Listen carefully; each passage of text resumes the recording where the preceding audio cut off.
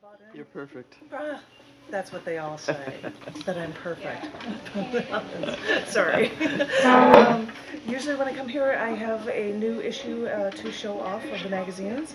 I've already done that, but I also have issue collection books. So I was just going to start reading things from this one. This is the cc&d September to December 2017 issue collection book, and it's called Language of Untamed Spirit. And I love finding odd pictures to use for covers like this. And so I've got a bunch of different pieces in this, and depending on, well, if Trevor's even around, or if somebody says, oh yeah, this should be your last, or whatever. I mean, I've got a lot of material in here I could go through, so I'm just going to pick them throughout this book.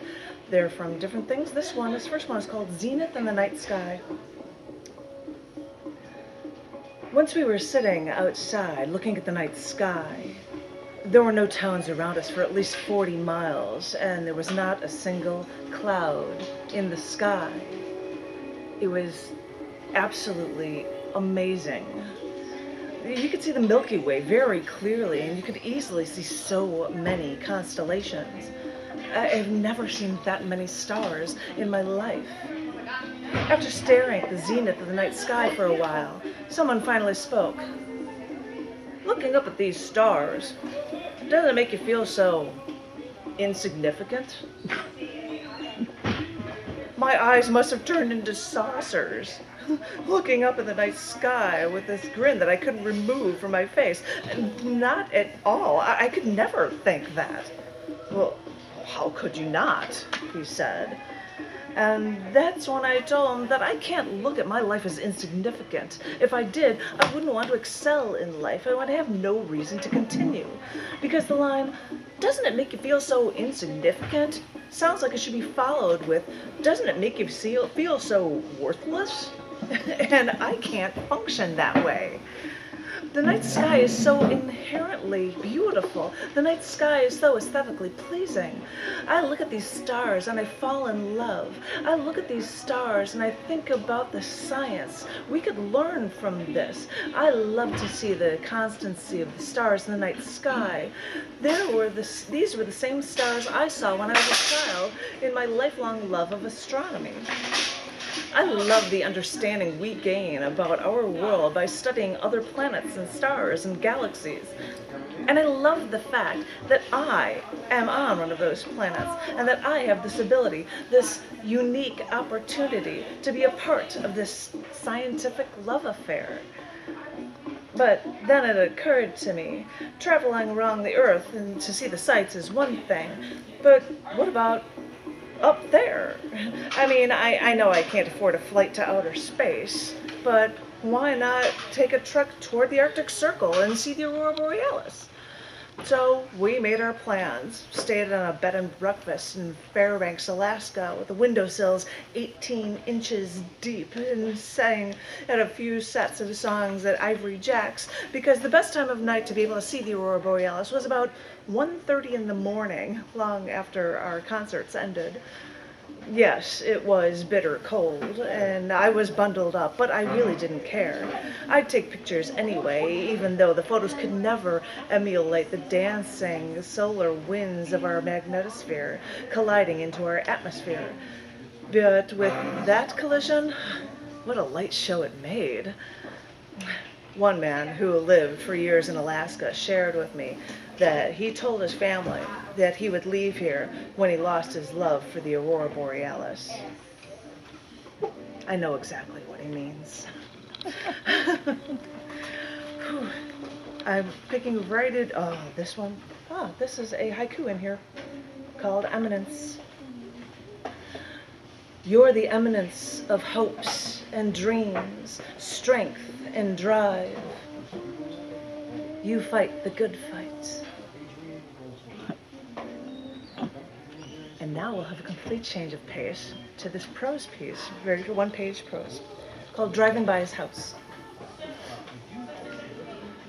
I know it's pretty pathetic of me. I don't know what I'm trying to prove.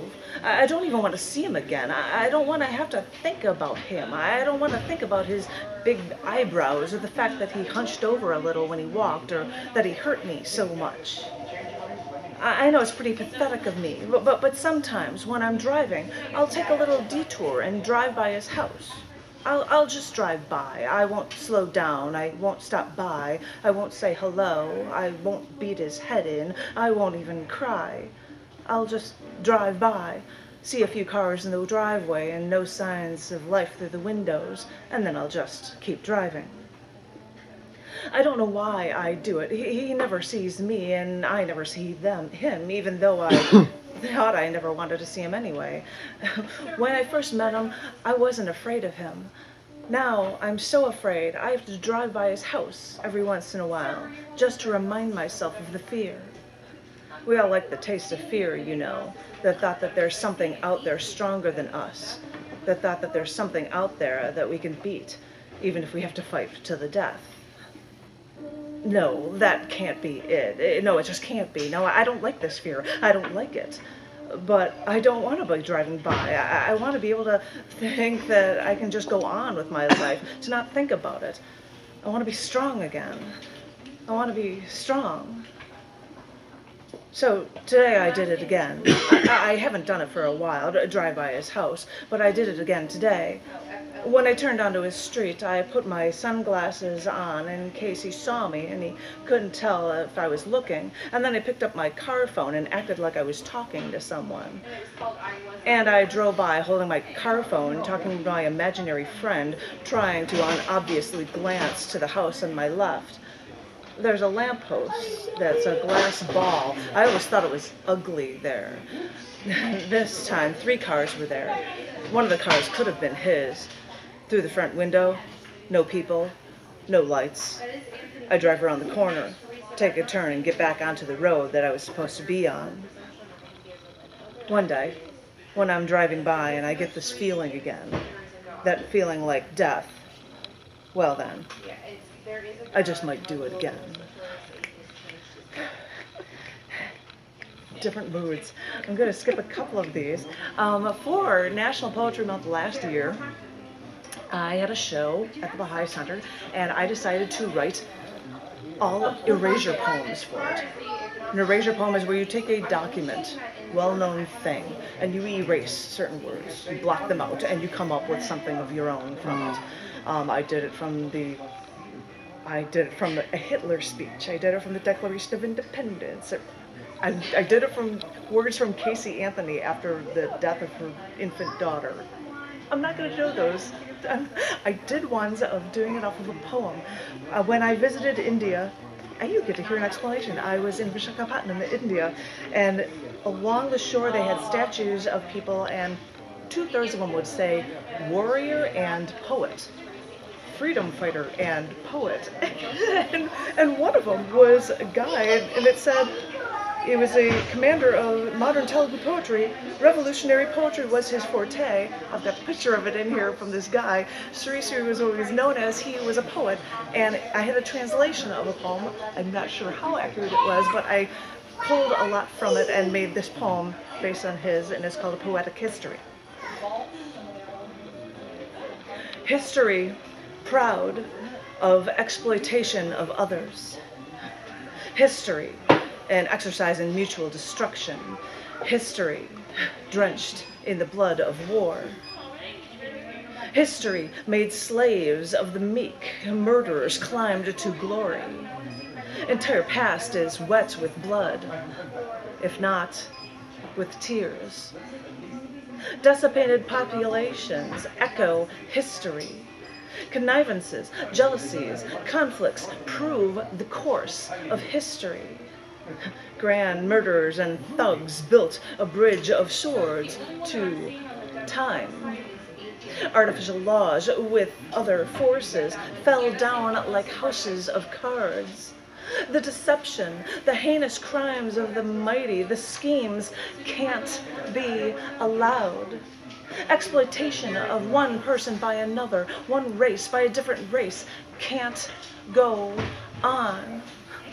All the downtrodden peoples, the different races of all continents will broadcast in one voice the true nature of history. Which battles took place? Which kingdoms lasted how long? The dates, the documents, these are not the essence. Stories hidden under the dark corners of history are wanted. Truth can't hide by being hidden.